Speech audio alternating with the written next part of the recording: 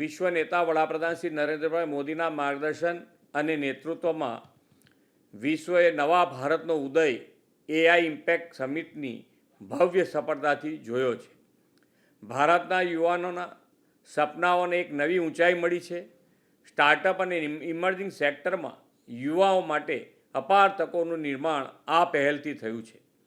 આવી ઉપલબ્ધિ અને આ સમિટની વૈશ્વિક સ્તરે ઉભરી રહેલી ભારતની છબીને સાંકી નહીં શકનાર લોકો તેનો વિરોધ કરી રહ્યા છે.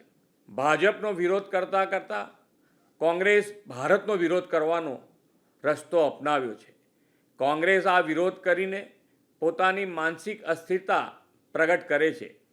જ્યારે જ્યારે ભારતનો ડંકો વિશ્વમાં વાગે છે ત્યારે ત્યારે તેનો વિરોધ કરવાની કોંગ્રેસની જૂની આદત છે. હવે જ્યારે દેશની યુવા શક્તિ માટે વિકાસના નવા અવસરો ખોલ્યા છે ત્યારે તેમના મનમાં પણ શંકાઓ ઊભી કરવાના અને માત્ર પોતાની સસ્તી પ્રસિદ્ધિ મેળવવાના ઉદ્દેશથી તેઓ એઆઈ સમિટનો પણ વિરોધ કરી રહ્યા છે. કોંગ્રેસ પોતાના આવા કૃત્ય માટે શરમ અનુભવવી જોઈએ અને તે માટે દેશની માફી માગવી જોઈએ.